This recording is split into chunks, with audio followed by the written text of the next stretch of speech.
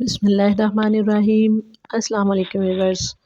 उम्मीद है अल्लाह ताला के फ़ज़ल व रहम से आप सब खैरियत से होंगे और खूब इबादत में मसरूफ़ होंगे। तो अल्लाह ताला से दुआ है रमज़ानुल मुबारक की बाबरकत घड़ियों में अल्लाह ताला अपनी सबसे ज़्यादा पुररहमत महीने में हमें ज़्यादा से ज़्यादा इबादत करने की तौफ़ीक नसीब फ़रमाए और हमारी नेकियों को अल्लाह ताला कबूल और मंज़ूर फ़रमाए।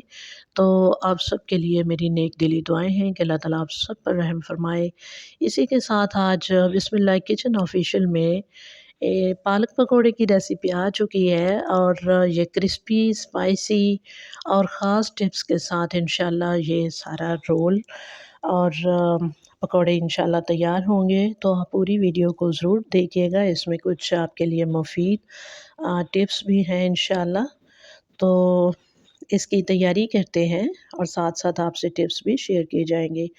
तो 4 चम्मच मैंने बेसन ले लिया है, बेसन छना हुआ छान के तो फिर मैं डिब्बे में डाल देती हूँ। तो 2 चम्मच मैंने कॉर्नफ्लोर डाला है और 1 चम्मच मैंने चाट मसाला डाल दिया है। सब्ज़ मिर्चें 4-5 कट लगा के उनको दरमियान में से वो मैंने डाल दी हैं, 4-5 और सब्ज़ धनिया, पुदीना 1 कप ये मैंने डाल दिया है। डेढ़ पाव के करीब पालक धुली कटी हुई डाल दी है। आधा किलो आलू के चिप्स स्टाइल पे मैंने इसकी कटिंग कर ली थी, ये डाल दिया है और दरदरी मिर्च डाल देनी है और इसके अलावा भुना कुटा हुआ ज़ीरा, इसके अलावा इसमें नमक हस्बे ज़ायक़ा, इसके अलावा इसमें हल्दी और चुटकी भर इसमें अजवाइन भी डालते हैं लोग, लेकिन मैं अब इसमें अजवाइन नहीं शामिल करने वाली क्योंकि पालक है और काफ़ी ज़्यादा ये गर्म भी होती है। तो ये सारी चीज़ें तो मैंने इसमें शामिल कर दी है और शामिल करने के बाद फिर मैंने इसको मिक्स किया और पानी बिल्कुल भी नहीं डालना। अगर पानी डालेंगे तो ये बहुत ज़्यादा बैटर जो है पतला-सा बन जाएगा और ये देखिए फिर मैंने इसको मिक्स करने के बाद सुरख पिसी हुई मिर्च 1 टीस्पून डाली है इसमें और इसके अलावा अदरक, लहसुन, सब्ज़ मिर्च की पेस्ट तकरीबन डेढ़ चम्मच के बराबर ये शामिल कर दी है। इससे ये बारीपन जो होता है पकौड़े में वो ख़त्म हो जाता है, बाज़ लोगों को फिर हज़म नहीं होते ये पकौड़े खाने के बाद। तो इसके लिए यही होता है कि अदरक लहसुन की पेस्ट इसमें शामिल करते हैं तो एक हल्कापन सा आ जाता है इनमें। सारा मिक्सचर अच्छे से मिक्स किया, जैसे-जैसे मुझे ज़रूरत महसूस हुई मैंने 2 से 3 चम्मच और इसमें बेसन थोड़ा-थोड़ा करके शामिल कर लिया था और पानी बिल्कुल भी नहीं डाला। 2 अदद कटे हुए प्याज़ भी इसमें मैंने शामिल किए थे। तो बस ये अपने ही मॉइस्चर में सब्ज़ियाँ जो है ना एडजस्ट करेंगी इसको बेसन को और सारे मसाला जात को। इसको कवर दे के फ्रिज में मैंने रख दिया है 10-15 मिनट के लिए। उतनी देर में ये मैं आपसे एक जो है ना टिप्स शेयर करने लगी हूँ। 2 दिन पहले मैंने समोसे और रोल की रेसिपी दी थी। ये उसी उसी मसाले में से बचा हुआ मसाला है। इसमें मैंने फेंट के हाफ़ अदद अंडा डाल दिया, 1 चम्मच इसमें बेसन, चुटकी भर नमक और तकरीबन 1/4 जो है ना टीस्पून इसमें मैंने जो है चिली फ्लेक्स डाल दिए हैं। ये जो बेसन अभी शामिल किया उसके लिहाज़ से, अंडे के लिहाज़ से ये मैंने एडजस्ट किए हैं, इसमें चीज़ें डाली हैं।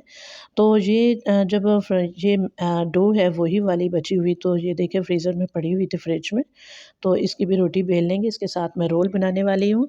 यहाँ मैं आपको ये बताना चाहती हूँ कि जो फ्रीज़ की हुई चीज़ें होती हैं ना, इस तरह के मसाला जात जो डाल के और सारे वेजिटेबल्स वग़ैरह, तो वो मॉइस्चर छोड़ देती हैं।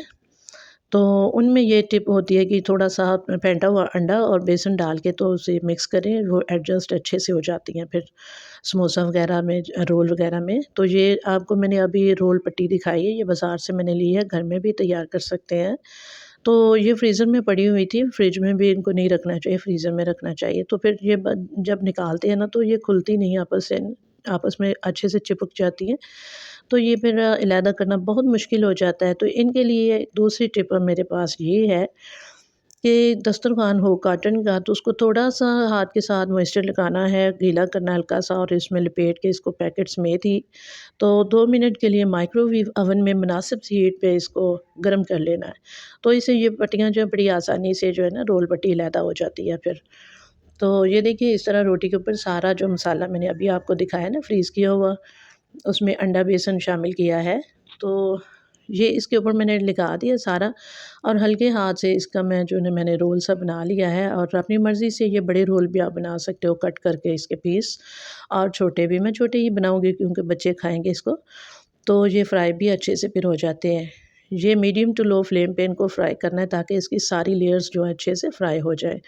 अच्छा जी, तो ये आ गई बारी अब इनकी रोल पट्टी की। इसको लैदा करना कितना आसान है देख लीजिए आप भी। इस ख़ास टिप के साथ आप इसको बड़े अच्छे तरीके से लैदा कर सकते हैं। तो इस तरह मैंने पट्टियाँ 2-3 लैदा कर ली। इनके ऊपर अंडे का जो बैटर था ना, मैंने फेंटा हुआ अंडा रखा था, वो लगा दिया ताकि जो ये फिलिंग है अच्छे से अंदर से ये एडजस्ट भी हो जाए और ये क्रिस्पी से भी बने। तो इस तरह लगा देना और मसाला इस तरह रख लेना ये फिलिंग, तो और बड़ी आसानी से ये जो है ना रोल बन जाते हैं। इस तरह छोटी बच्चियाँ भी बड़ी आराम से इसको तैयार कर सकते हैं, कोई मसला नहीं है और इनके खुलने का भी फिर डर नहीं होता। तो ये देखिए ये सारे रोल्स वगैरह तो तैयार कर लिए मैंने, ये रख दिया और ये जो रोल पट्टी है इसको फिर दोबारा से इसी तरह ज़िप-लॉक बैग में डालेंगे और फ्रीज़र में फ्रीज़ कर लेंगे। तो ये सारे जो रोल्स वगैरह हैं ना, इनको मैंने एक शॉपर ऊपर इसके ऊपर कवर दे के ना अच्छे से तो इसको मैंने फ्रिज में 10-15 मिनट के लिए रख दिया है। उतनी देर में अब मैं पकौड़े तैयार करूँगी और पकौड़े का जो बैटर था इसमें पानी बिल्कुल भी मैंने शामिल नहीं किया था। ये अपनी सब्ज़ियों सब्ज़ियों के अपने मॉइस्चर में ये बड़े अच्छे से एडजस्ट हो गया था, ये सारा मसाला जात और बेसन। तो इसके साथ इस तरह फिर होता है क्रिस्पी भी बनते हैं और बहुत अच्छे से जो है ना मज़े के बनते हैं पकौड़े।